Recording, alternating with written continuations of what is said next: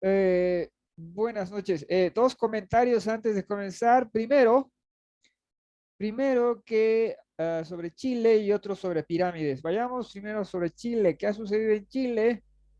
En Chile ha sucedido lo peor que podía haber pasado. Ha sido elegido presidente alguien que viene de una izquierda pura y dura. Y es, ¿cómo se dice? La izquierda muy bochinchera, la izquierda muy...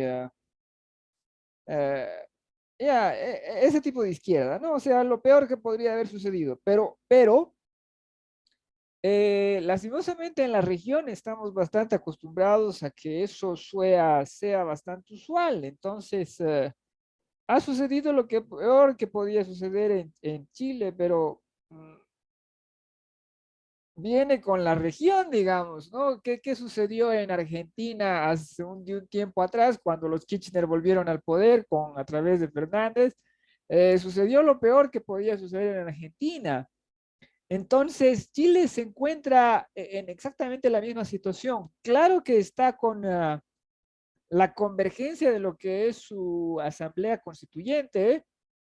Y hay que ver cómo se la pelea eso, ¿no? Pero, por ejemplo, el presidente elegido ahora, el presidente electo de Chile, ya dijo una cosa, de que iba a controlar la deuda, ¿no? La deuda externa, la deuda, supongo que toda la deuda, ¿no? En otras palabras, la deuda externa, la deuda interna, pero la deuda del Estado, o sea, sí.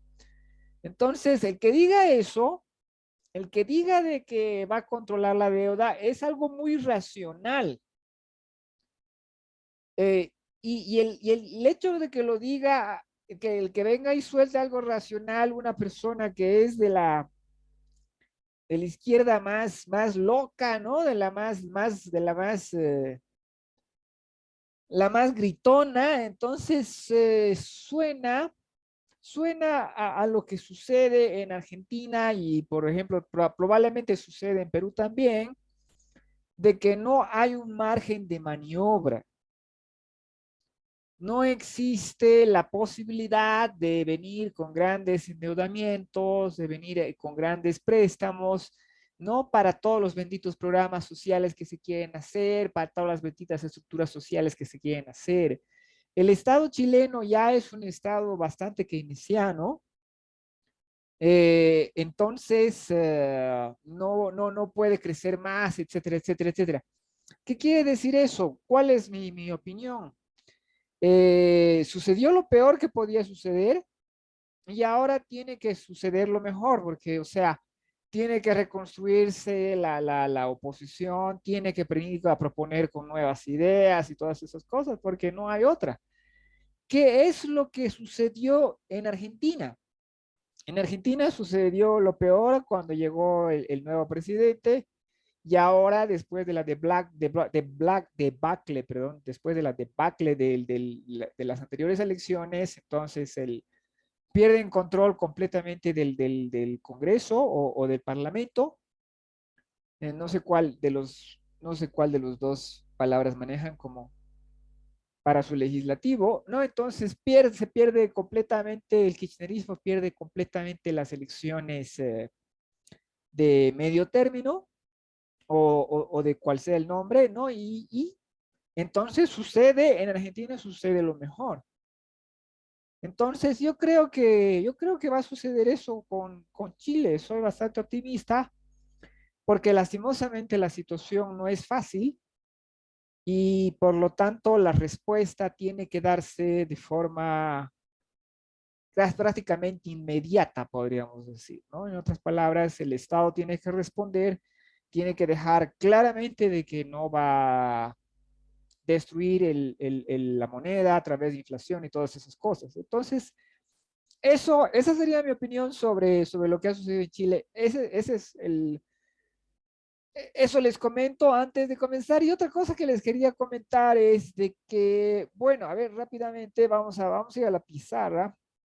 Vamos a ir a la pizarra y cuál es, en el antiguo Egipto teníamos algo muy claro y muy directo. ¿Y qué es eso claro y directo? O sea, de que lo que existía era respeto por los muertos.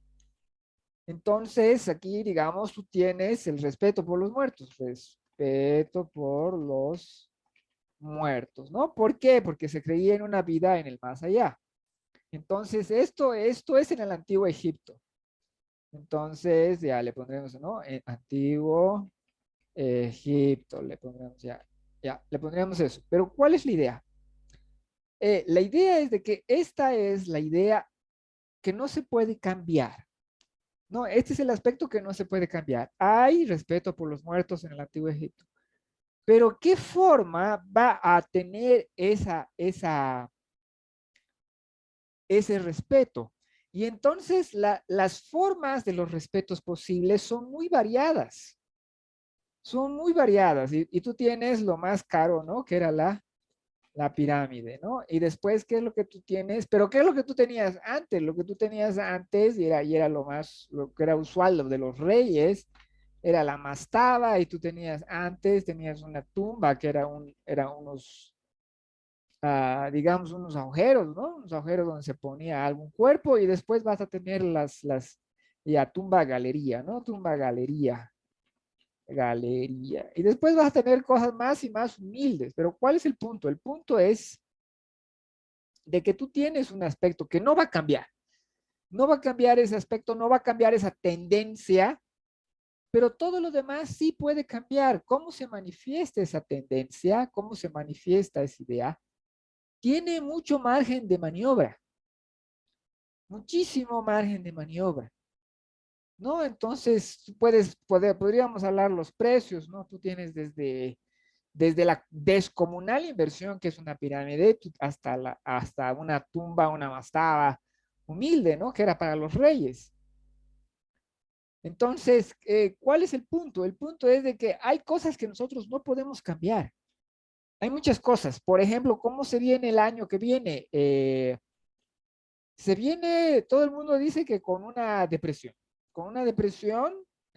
económica o siquiera una recesión. Por si acaso, no creo que vaya a ser una recesión. Yo creo que es, digamos, tal vez comience como una recesión por cuestiones de contables, ¿no? Pero ya sabemos, ¿no? Es esta gran depresión que estamos viviendo, ¿no? O sea, no es más, no es más. Vamos a hablar de eso más adelante, pero ¿cuál es el punto? El punto es de que se viene ese desastre. Pero entonces, ¿cómo enfrentas tú ese desastre? Y entonces ahí están todas las posibilidades que tú tienes, ¿no? En eso les pido que piensen, por favor, para que no nos, porque el optimismo por detrás de mis videos no siempre se muestra.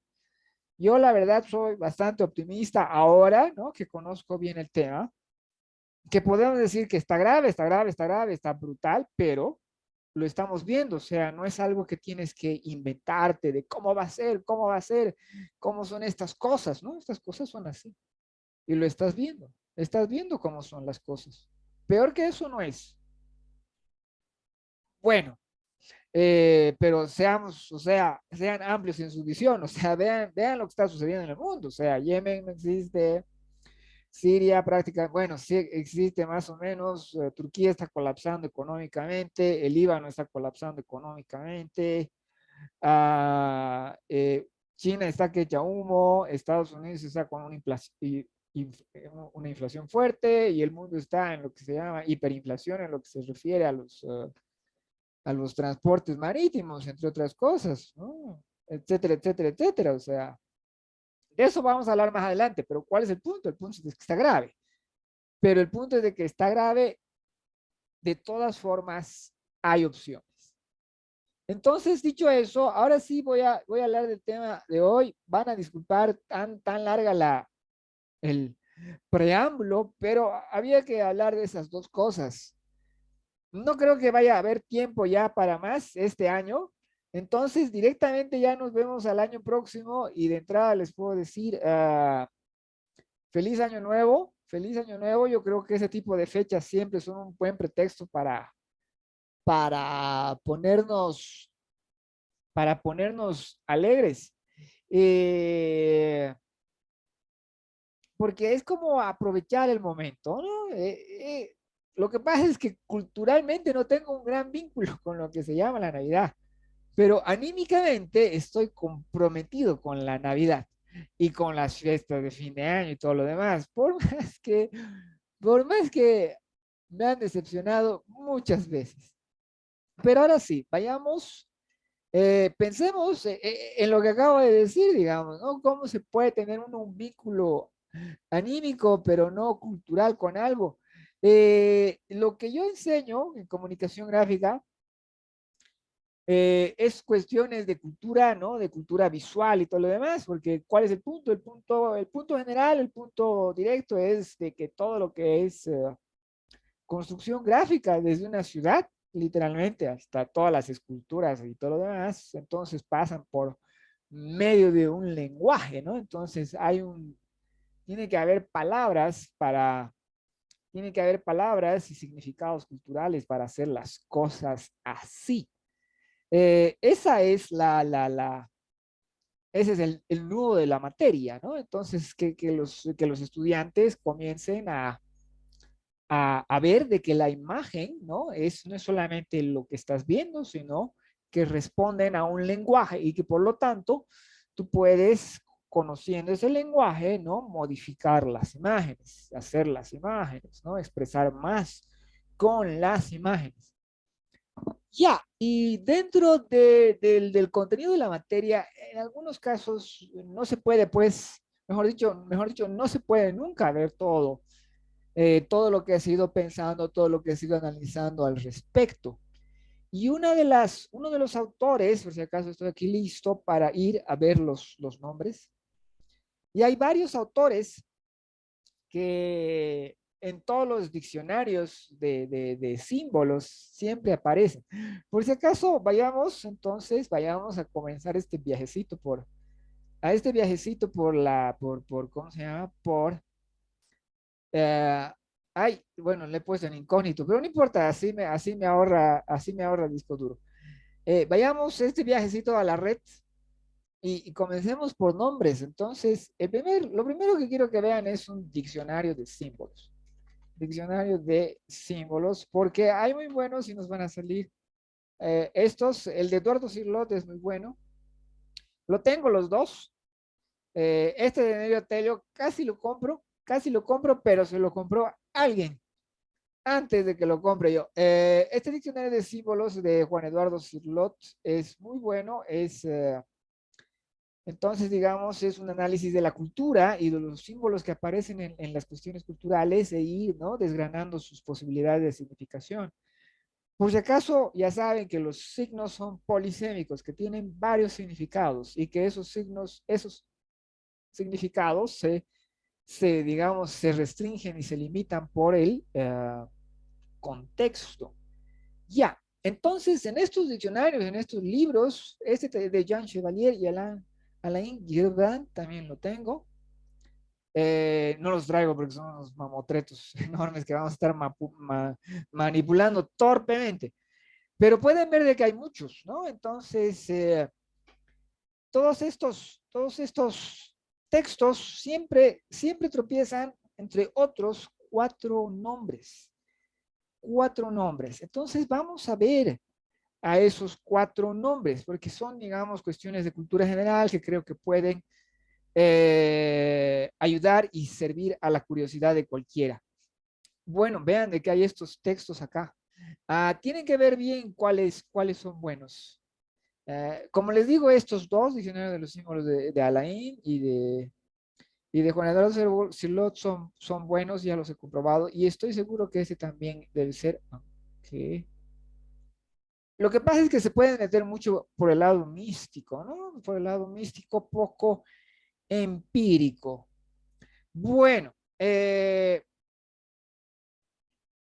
primer nombre que vamos a ver es de eh, James. Sí, ¿cómo se dice? Ahí está el libro. George Fraser. Fraser, sí, a ver. Sí, si no me equivoco, ese es este. Sí, George James Fraser.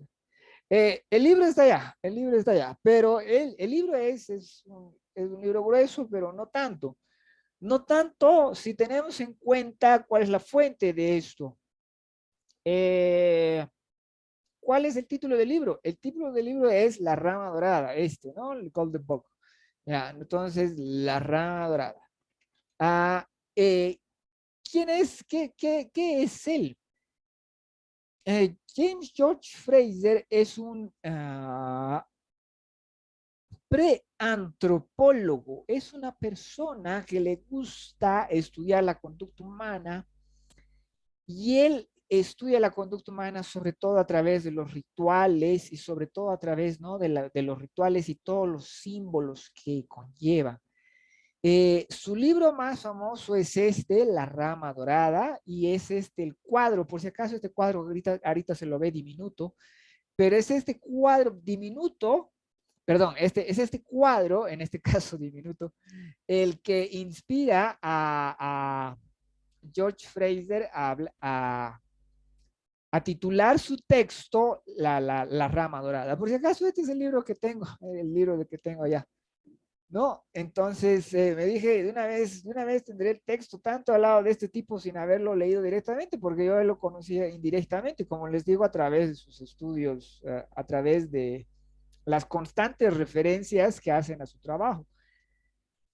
¿De dónde viene esta idea de la rama dorada? Viene de una, digamos, una religión inconcebiblemente antigua, la idea, ¿no? La idea de una religión inconcebiblemente antigua que acaba desapareciendo del mundo romano y del mundo clásico, pero que sus ideas, ¿no? Se difunden de todas maneras entre todos los pueblos. Y la idea de la rama dorada es de que todas las mitologías y todos esos rituales, ¿no? Esos rituales que tenemos en todos los aspectos de la sociedad, de lo que vienen a hablar es de la renovación permanente, ¿no? Del ciclo del nacimiento, muerte, ¿no? Pero de nuevo renovación, ¿no? Madurez, nacimiento, madurez, muerte, ¿no? Entonces, de todo ese tipo de estar, ¿no? Cambiando, renovando, creciendo, muriendo, ¿no? Pero volviendo, ¿no? Entonces, de ahí viene la idea de la rama dorada, pero bajo esa idea, él se pone a analizar todas las ¿cómo se dice? Todas las mitologías y todas las simbologías de todo el mundo que le traen información, ¿no? Entonces, él vendría a ser uno de los fundadores, uno de los curiosos del mundo que vendría a ser un fundador de lo que es la antropología, ¿no? Antes de que haya antropología, él era un antropólogo. Y este es su libro, La Rama Dorada, que comienza siendo un libro, se convierte en más de 12 volúmenes anotados sobre el mismo tema, ¿no? Sobre cómo los seres humanos, la totalidad de los seres humanos, yo y tú, la persona, ¿no? El inglés que representa la revolución industrial, cristiano, ¿no? Tiene en común con el salvaje de Papúa Nueva Guinea, ¿no? Entonces, ¿no? ¿Qué es lo que tienen? Entonces, lo que tienen es por ahí, por debajo, una serie de costumbres, una serie de símbolos, una serie de ideas que están ahí, ¿no? Que están ahí en común. En otras palabras, lo tienes tú, perdón, lo tienes tú y lo tengo yo. Entonces, este es el primer nombre. James George Fraser, ¿no? Que acaba, ¿cómo se dice? Se convierte, se puede decir, en un antropólogo, ¿no? En un antropólogo sobre ese tema simbólico, religioso y todo lo demás. Y por lo tanto, todos los libros que hable de símbolos tiene que hablar de él, así de fácil es. Ah, ¿Y cuál es el otro libro? El otro autor sería, ah, a ver, Claude Levi Strauss. Claude Levi Strauss. Claude Levi Strauss ya es un antropólogo tal cual, ¿no? Y por si acaso su libro también está allá. Ahí está, ¿no? Claude Levi Strauss, El pensamiento salvaje y lo crudo y lo cocido, ¿no? Entonces, en esos dos libros y en su pensamiento está esa idea uh, de los seres humanos, ¿no? Que tenemos tanto en común a pesar de nuestras descomunales diferencias. ¿Y cuáles son nuestras descomunales diferencias? Podemos tener unas descomunales diferencias de tecnología, de nivel cultural, de ingreso económico y todo lo demás. Pero por debajo todos somos esos seres humanos. Lastimosamente, de Claude Lévi-Strauss, si no me equivoco, es la frase de que todas las culturas no tienen el mismo valor y todo lo demás. Esa frase que la podemos presentar de una forma tan llorona, tan inútil porque no nos permite ver, digamos, la diferencia, no nos permite analizar, observar la diferencia entre un salvajito que no tiene nada y que vive en casas hechas de bosta de vaca versus una persona sofisticada en Japón, ¿no?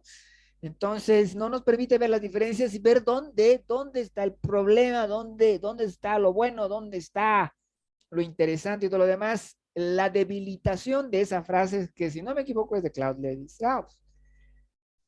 Pero en el aspecto positivo, en el aspecto interesante, Claude Lévi-Strauss nos trae eso de, a ver, lo crudo y lo cocido. Vamos a poner un momentito, crudo y lo cocido. Provee, nos provee la base interesante de que tenemos los mismos esquemas, ¿no? De que ellos tienen una clasificación de qué es lo bueno, qué es lo malo, ¿no? De qué se debe rechazar, qué se debe aceptar, por qué y bla, bla, bla. Y ahí está, ¿no? Ahí está, aquí está el esquema, ¿no? Crudo, cocido, podrido, ¿no? Entonces, cómo las personas tienen, ¿no? Una noción. O sea, la persona más salvaje de la Amazonas tiene una noción de él como ser humano en su abordaje del mundo natural. Entonces, lo que a mí me corresponde decir, por si acaso, y por si acaso, obviamente, sobre esto,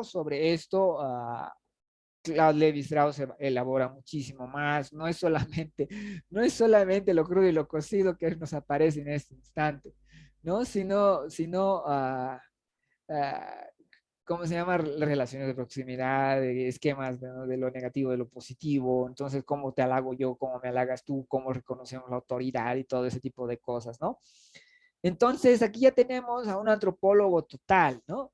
Y por si acaso, en medio de esas cosas, en medio de esas cosas están ahí todos los símbolos chamánicos, todas las actitudes chamánicas que puede haber y todo lo demás, ¿no? Para significar cosas, ¿no? En otras palabras, cuando el chamán baila, cuando hacen esto, cuando el ritual es este, cuando el ritual es esto otro, no es simple y llanamente hacer cosas porque sí, sino se está haciendo cosas por qué, ¿no? O sea, ¿por qué? Y ahí hay una explicación humana, humana de todas las cosas que se están haciendo, ¿no? ¿Por qué hay la fiesta tal? ¿Por qué hay la iniciación tal? ¿Por qué la tal cosa? ¿Por qué esto, no? Todas esas cosas, ¿no? De un gran valor y en todas partes. En otras palabras, una característica de universalidad. Entonces, James George Fraser, Claude Levi Strauss, y después el otro es este hombre, me he cansado me he cansado de tenerlo ahí, siempre lo tengo después en la cara, ¿no? Mircea Eliade. Se escribe Mircea, se pronuncia Mircea Eliade. ¿Qué es lo que hace, qué es lo que hace qué es lo que hace este autor? Por si acaso el video de hoy va a ser medio largo, así que paciencia, véanlo en varias oportunidades, pero véanlo porque como cultura general viene muy bien, digo yo. ¿Quién es este hombre? Mircea Eliade es una persona muy particular. ¿Por qué es muy particular? Porque reintroduce el valor de la religión cuando lo que existe es una postura antirreligiosa, ¿no? Desde, desde, la, desde la Revolución Francesa, que es el momento antirreligioso más fuerte, pero eso qué quiere decir desde el 1700 y tantos, o sea, 1770 y algo, no me acuerdo cuándo es, 1780 creo que es, 81, por ahí va. Eh, Desde la Revolución Francesa, entonces, digamos, lo que se postura es la razón, el ser humano, ¿no? Y por lo tanto a la religión se le ataca muchísimo y en ningún momento se la va a atacar más brutalmente que en la Revolución Francesa. Por si acaso, si en nuestro mundo hay alguna cosa antirreligiosa, ¿no? Entonces es porque se está siguiendo modas del siglo XVIII. Siempre llegan tarde, algunas personas siempre llegan tarde a la moda.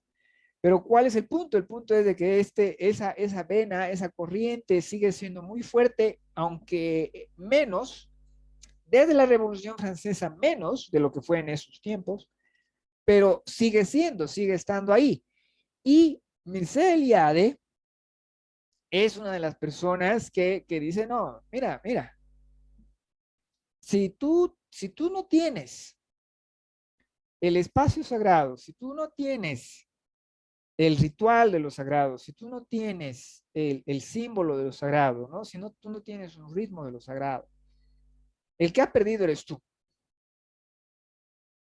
No es que ha perdido, no es que ha perdido la religión a alguien, ¿no? Sino de que tú has perdido lo sagrado, entre otras cosas. Y entonces él propone, ¿no?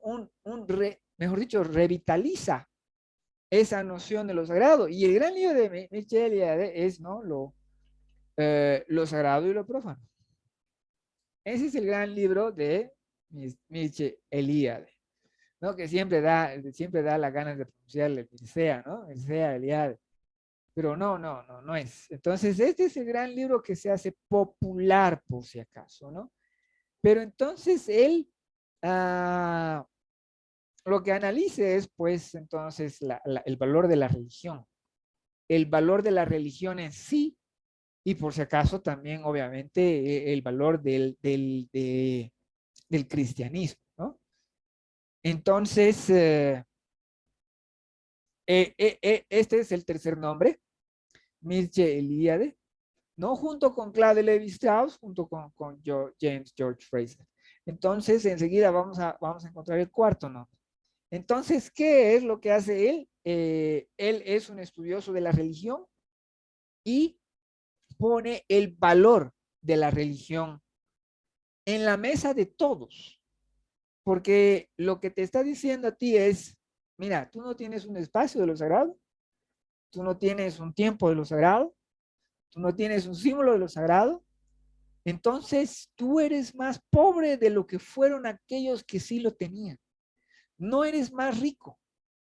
O sea, tú no tienes, no, que la gente ignorante, Mira, no funciona así. No funciona así, estás perdiendo. Y entonces él lo dice desde el estudio de la religión. Entonces, no, la verdad que no estoy seguro de cómo mencionar, a ver, cómo llamarlo, en su especialidad. Entonces, ¿no? Historiador de la realidad. Entonces lo llaman historiador de la realidad, filósofo. Escribió algunos libros de ficción en las que se reivindica, ¿no? Ese tipo de ideas que él tenía. Por si acaso sé que están en línea, ¿no? Sé que están en línea estas. ¿No? Entonces, él es el tercer nombre. Mircea Eliade. Mircea, no Mircea. Ok.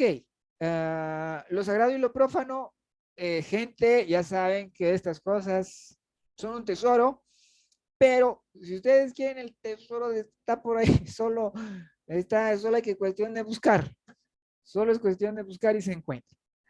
Si no hay en tu librería local, ¿no? Porque si no hay en la librería local, entonces se puede buscar de otras formas. O sea, ya saben de qué estamos hablando. Ok, ¿Y cuál es el cuarto nombre? ¿No? ¿Cuál es el cuarto nombre sobre el cual tenemos que hablar obligatoriamente y con el cual ya me he encontrado pues todo el tiempo? A mí me gusta mucho él. Me gusta muchísimo lo que he leído de él. El problema es que no he leído mucho. Conozco sus ideas, digamos, de segunda mano, ¿no? Pero también lo conozco a él, o sea, también he leído a él, o sea, su libro está también allá atrás, pero no exactamente el libro suyo, suyo, no. Lo que pasa es que tampoco me puedo comprar todos los libros, gente, ni tampoco imprimirlos todos. No nos pasemos con la piratería. Ok, jóvenes.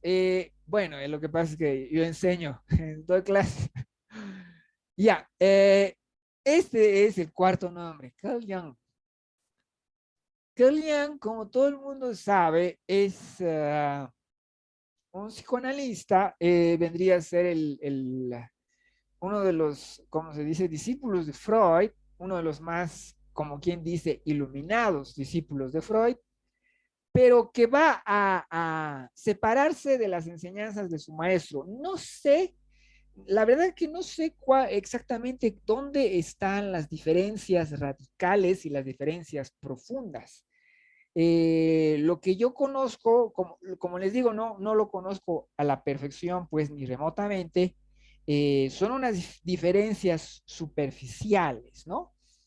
Pero en la que él de otro modo está queriendo decir las diferencias que tiene con Freud. Por ejemplo, Freud ya saben que tiene mucho esa idea de la libido como el centro total de lo que es la existencia humana. Ya, entonces, pero por si acaso, esa idea también varía en ciertos escritos de Freud. O sea, Freud escribe uh, la libido que no es solamente sexualidad, sino es más, es algo más complejo. Es algo más complejo. Bueno, entonces, Jung, Jung no tiene ese énfasis en la libido, entre otras cosas, ¿no? Entonces maneja un lenguaje eh, muy propio, que lastimosamente en algunos casos se puede convertir en muy técnico. En otras palabras, tienes que conocer cómo Jung buscaba explicarse a sí mismo, ¿no? En otras palabras, lo que es el lenguaje que está utilizando es muy propio de su forma de pensar. Ese vendría a ser, digamos, el pero, ¿no? A la hora de abordar su obra. Y entre otras cosas, él tiene una idea de los arquetipos. Y los arquetipos, la idea de los arquetipos la explica bien Jordan Peterson. ¿Y cuál es la idea de Jordan Peterson? Bueno, ¿cuál es la idea de Jung explicada por Jordan Peterson? Como les digo, estos autores yo en algunos casos los conozco de segunda mano, porque seamos sinceros, alguien se va a leer, al menos yo no me voy a leer los 12 volúmenes de La Rama Dorada, entre otras cosas. Ya, ¿cuál es la idea de los arquetipos? Jordan Peterson hace un énfasis muy interesante y dice, ¿no? Jung escribe como si estuviesen ahí, pero no te está diciendo de que están ahí, no te está diciendo de que están ahí en tu cabeza, sino de que en algún momento, de alguna manera, el inconsciente colectivo, la cultura. Recuerden todas las tonterías que en algunos casos dice Freud, por si acaso ya saben, yo soy 100% pro Freud y 100% contra Freud. En otras palabras, no me adscribo a sus ideas, pero reconozco su lucidez y su mirada nueva. Entonces hay un montón de cosas que se está intentando buscar en el pasado porque ahora sabemos que lo podemos hacer. Dense cuenta de que estas personas, Freud, Jung y todo el grupo, están fundando una nueva ciencia. Y esa ciencia, hay algunas cosas que no puede y no sabe cómo hacerlas, cómo experimentar y todas esas cosas, pero sabe de que siempre ha existido ahí tu psicología, ¿no? Y eso es lo que se analiza y hoy en día a través de lo que es la psicología evolutiva, ¿no? Las teorías del cognitivas y todas esas cosas. Pero en esos tiempos, Freud, ¿no? Freud, Jung, no tienen eso, ¿no? Entonces, de ahí vienen conceptos como el inconsciente colectivo de Jung. Y entonces, entre otras cosas, ¿qué es lo que tiene el inconsciente colectivo? Los arquetipos, ¿no? Y entonces ahí es, esto, ya hice un video sobre estas cosas de los arquetipos, ¿no? Archetype, a ver, archetype Jung. Ya, vamos a buscar eso. Eh, Esto es las personalidades de acuerdo a los arquetipos. Véanlo. Yo ya hice un video. Por si acaso yo ya hice un video de esto sobre Jung. Lo pueden buscar. Está ahí en la biblioteca, a menos que lo hayan sacado. Está ahí en la biblioteca, lo pueden buscar, ¿no? Pero la otra razón por la cual yo siempre me he encontrado con Jung es porque hay un profundo trabajo de los símbolos y lo mismo en la cultura humana. En otras palabras, a ver, James George Fraser te dice, todos los seres humanos tenemos mitos. Claude Levi Strauss te dice, todos los seres humanos tenemos esquemas de valoración, esquemas a través en los que nos diferenciamos los seres humanos de la naturaleza y esquemas con los que los seres humanos construimos nuestras sociedades y abordamos a la naturaleza, ¿no? ¿Y qué es lo que te dice Mircea Eliade? Todos los seres humanos tenemos religión y todos los seres humanos tenemos que tener religión porque la religión comprende estos aspectos de la humanidad. ¿Y qué es lo que te dice Jung? Todas esas cosas lo que hacen es entrar en tu mente, están en tu mente. Y de ahí que tengamos y existan toda esa serie de símbolos y todo lo demás. Y como les digo, en estos momentos no tienen la posibilidad de experimentar, ¿no? Dense cuenta de que esos son planteamientos que son, es por eso que vale la pena leer Jung y vale la pena leer Freud, porque son unos planteamientos cuya validez aguanta el tiempo, porque no son fáciles de experimentar, más bien lo que te hacen es hacer pensar. Incluso yo, recuerden que tengo un video en el que hablo mal de Freud para hablar bien de Freud. No, incluso ese tipo de cosas, en otras palabras, las ideas plantadas, las hipótesis planteadas y su absurdo que podemos hoy por hoy reconocer, pero la validez del planteamiento, de la hipótesis, porque de algún lado tiene que venir.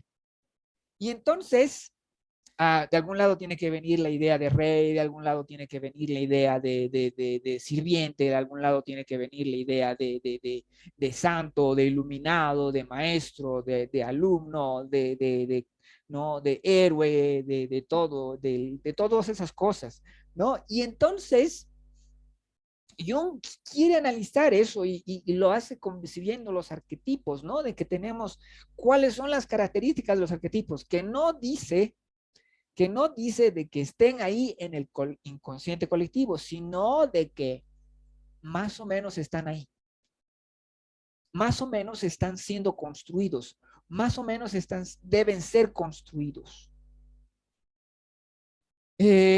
Bueno, y de ahí se mete en las cuestiones de los símbolos que rodean a todos los seres humanos, de cómo todas las benditas culturas, por ejemplo, si tú analizas la cultura egipcia, tienes una infinidad de símbolos. Si tú analizas la cultura romana, tienes una infinidad de símbolos, infinidad de rituales religiosos y todo lo demás. Siempre se dice de Julio César, ¿no? De que era una persona que quería, ¿cómo se llama? Obtener el poder para sí, quería obtener la dictadura para sí, la dictadura permanente, él quería ser emperador, ¿no? En primer lugar, ¿por qué emperador y por qué no rey? Pero eso no importa. Ah, lo que no se menciona mucho de Julio César es de que fue, ¿cómo se dice?, gran sacerdote de Júpiter. ¿Por qué? Porque si tú quieres escalar en la política romana, tienes que ser gran sacerdote de Júpiter. En otras palabras, si llegas a ser gran sacerdote de Júpiter, oye, estás bien, ¿no? ¿Qué posición social? ¿No? ¿Por qué? Y entonces decimos, pero hoy en día no se necesita eso, no se necesita, no se necesita, no hay los ecos de eso. no hay los resabios y todo lo demás, no hay eso dicho de otra manera. Bueno, y a mí me parece maravilloso pensar en ese tipo de cosas, es maravilloso reconocer la importancia y vitalidad y fuerza de los símbolos. Cuando tú tienes una organización tan importante en ese momento, ¿cómo se llama? Como esta bendita, ¿cómo es? Se me está yendo, se me ha ido el nombre, que es el de salud, ¿cómo es? ¿Salud mundial? O, Health. Ah, sí, claro, la WHO, ¿no? World Health Organization. La Organización de Salud Mundial. Un segundito, vamos a ver. A ver. Ah, ay, caramba. Ya, pero entonces esto es Organización de Salud Mundial. No me estoy acordando su nombre. Ya, entonces, a ver, un segundito, a ver. Ya, qué cosa, ¿no? World Health Organización Mundial de la Salud, la OMS, o bendita OMS. Ya, o entonces OMS, entonces símbolo, ya, símbolo. Esta organización de cuerno que tantos problemas nos ha hecho pasar, vean su logo. Ese es su logo, tiene miles y miles y miles de años de antigüedad, ¿no? Es ¿cómo se llama esto?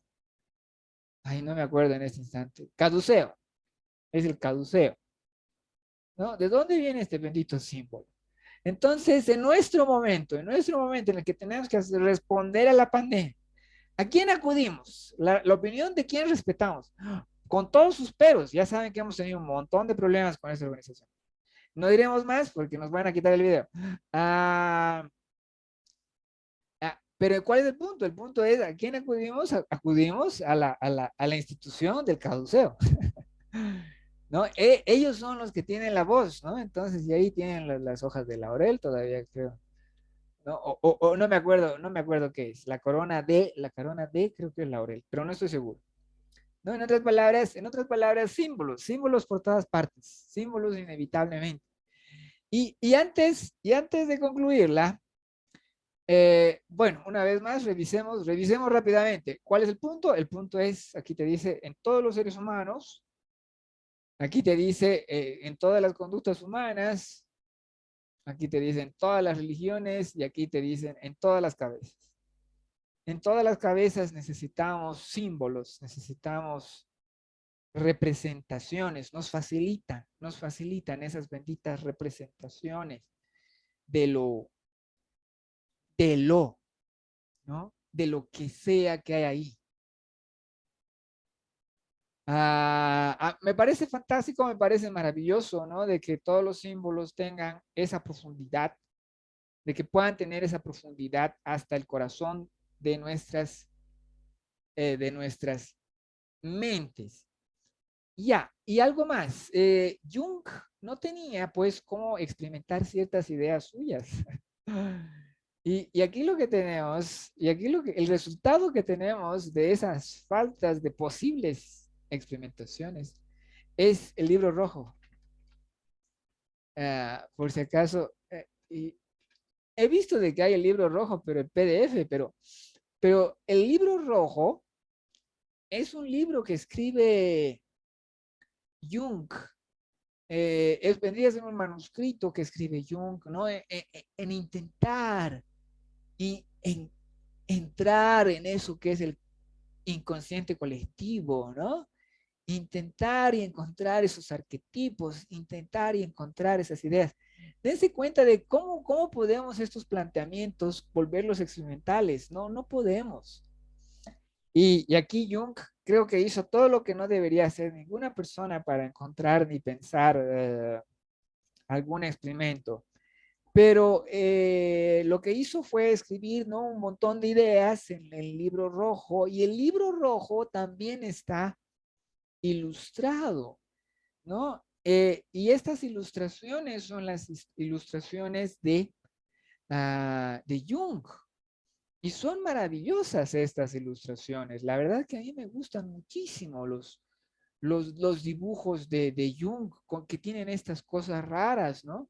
Y entonces aquí puedes buscar, ¿no? La idea de sol, la idea de espacio, la idea de fortaleza, ¿no? De que se busca, que está ahí y todas las demás cosas. Y esto lo debió hacer y dibujar y pensar, pues, en medio de una, ¿cómo se dice? No dormía Jung, estaba como buscando la iluminación, como quien dice. Vean qué fantástico dibujo este, el del árbol en medio de la luz, ¿no? Esa luz extraña, esa esfera extraña, ah, en medio del árbol.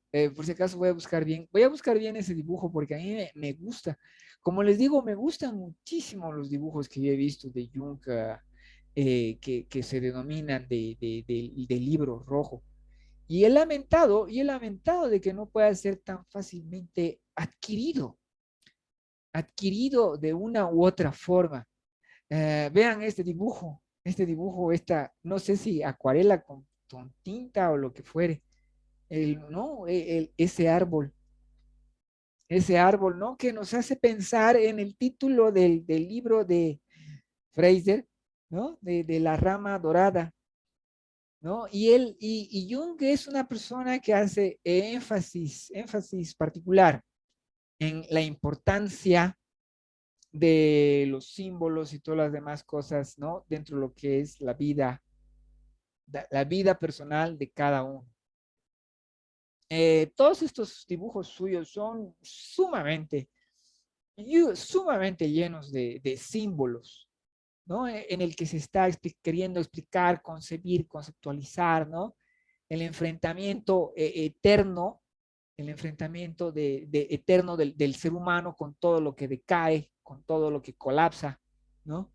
Y todo lo que se renueva, ah, ¿no? Y el ejemplo a seguir y todas esas cosas. Por si acaso, obviamente, esta cadena de autores y todo lo demás, esta cadena de ideas, no acaba acá, ¿no? Por si acaso, en mi materia, lo que, entre otras cosas que llevamos es a Joseph Campbell y que es el monomito, ¿no? Y cómo el monomito está estructurado en todas las historias, etcétera, etcétera, etcétera. Vean aquí los dibujos y tiene que ver, y obedece a esto, a las ideas que tiene las ideas de Jung, ¿no? Las ideas, sus conceptualizaciones por ejemplo, ¿no? La sombra, el ser humano tiene que siempre enfrentar la sombra, que es uh, el lado negativo de uno mismo, el lado negativo como posibilidad de uno mismo. Y es por eso que yo muestro estas cosas, ¿no? Porque son enriquecedoras en lo cultural, pero también me parece y creo que son esencialmente positivas. En otras palabras, esto lo tenemos tú, yo, y es un punto de fuerza, ¿no? En otras palabras, de que nosotros tenemos estas posibilidades para concebir posibilidades de salir del laberinto, ¿no? Y enfrentar a la serpiente eterna, ¿no? Al dragón. ¿Por qué? Porque en estos momentos estamos pues rodeados de dragones. Y en algunos casos nos faltan símbolos, nos faltan las ideas, representaciones, conceptualizaciones, ¿no? Regulaciones, todas las regulaciones que nos habrían permitido que estos tiempos sean más fáciles, en vez de que estén ahí los tiempos en permanente zozobra. Espero que les haya interesado, espero que les interese algo de ellos, porque esa es la idea del video de hoy. La idea del video de hoy era regalarles cuatro nombres, cuatro obras, porque mencioné obras particulares de cada autor. A ver, rapidito. James George Fraser, la versión de un tomo de la rama dorada, porque lo demás no se puede. Claude Levi Strauss, el pensamiento salvaje y lo crudo y lo cocido. Mircea Eliade, lo sagrado y lo profano. Y de Carl Jung, ¿qué vendría a ser el libro de Carl Jung? Mencioné el libro rojo, pero no sería ese el libro que yo haría referencia ahora. Lo que yo haría referencia ahora es El hombre y sus símbolos. Ese libro. Carl Jung, El hombre y sus símbolos. A ver, Carl Jung. Carl Jung, El hombre y sus... Deme un segundito. Los símbolos. Vamos a ver si está así. Sí, está ahí. El hombre y sus símbolos. Bueno, rápidamente les puedo mostrar. Les puedo mostrar la imagen. Es este. Entonces, este es el libro que mencionaría de Carl Jung. No es un libro exactamente escrito por Carl Jung, pero es editado por él. En otras palabras, él lo promueve, él reúne a los autores que van a escribir sobre ese libro. Y, y entonces, el día de hoy, esos 4 nombres y esas 4 obras, del otro lado pueden cruzar el libro rojo de Carl Jung. Ojalá yo encuentre algún momento el que tenga todos los benditos dibujos, porque esos dibujos me parecen muy regios, me gustan mucho, a mí me gustan mucho. Y es con todos esos recursos mentales, visuales y todo lo demás que debemos enfrentar los tiempos por venir. Porque los tiempos por venir, por más que se vengan como mínimo extraños, como mínimo extraños y en el peor caso muy oscuros, los tenemos que enfrentar con todas nuestras capacidades y con todas nuestras posibilidades. Bueno, entonces, feliz año nuevo, lo mejor para ustedes el próximo año, que se caiga el mundo, pero que no se caigan ustedes, y si se les cae algo encima, que sea unas pepitas de oro. Como siempre, muchísimas gracias por su atención y muchísimas gracias por todo el apoyo que ha recibido el canal todo este tiempo. Hasta la próxima, hasta el año, que no falta mucho.